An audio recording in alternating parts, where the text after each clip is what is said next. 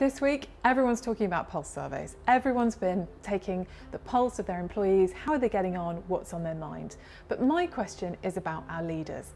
How are they coping with all of this change? This was a bad week to be in my contact list because I called everyone that I knew who runs a business to ask how they were getting on. And the stories they came back with were troublesome. Somebody laid off 26 members of their own team yesterday. Somebody's business has gone from a £70 million turnover to nothing in the last 3 months.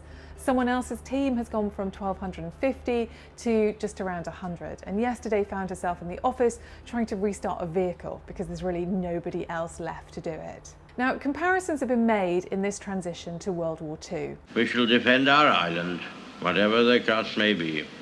We shall fight on the beaches. During the full 6 years of World War II, about 3 million, slightly less, troops were enlisted into the British military and moved across Europe over that 6-year period. In contrast, on the 23rd of March, we think about 8 million people moved out of where they normally work to working at home. In 2 weeks in April, 9 million people got furloughed. And in terms of casualties on the civilian side, about 68,000 people died during the whole of World War II, which is not far off what we've lost to COVID so far in just 6 months. So these are really big changes for leaders. And what I was interested in my conversations with CEOs and COOs was what problems are most on your mind. The 3 big ones that came up were number 1, jobs.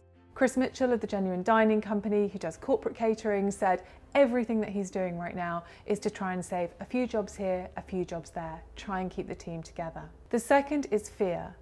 As Alaric Mostyn, who's a consultant, pointed out, in other countries where people are operating, France and Germany, the governments are seen to have done an okay job in terms of public safety. But here people are afraid of public transport, they don't want to go back, and they are really, really worried about getting back to those businesses, which means the leaders of those businesses don't know when they can restart and start generating money again. Whether that's retail or hospitality or catering, it's a real problem. And the third thing is government and what the heck government is going to do next. Somebody described it as capricious and somebody else called it unhinged. Really, nobody knows what this transformation government is going to do with COVID, with Brexit, and with the agenda of Dominic Cummings. Nobody knows what to expect, but businesses have accrued enormous debt against PAYE, VAT, corporation tax, even the apprenticeship levy keeps churning on. Meanwhile, holiday is also building up and people are increasingly concerned about when that's going to need to be paid out. So these are really big concerns, and what I want to do this week is to launch a survey. Here's the link, please fill it in, please share it, to really understand more about what business leaders are thinking. My guess is this is a really, really stressful time to be leading a business, and that people are caught in a pincer between their responsibility to teams and employees and their responsibility to keep the business in the shape that it should be in, and their fear about what comes next. As one chief exec said, is it about World War II?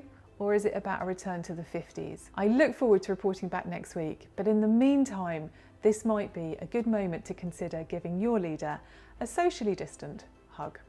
See you next week.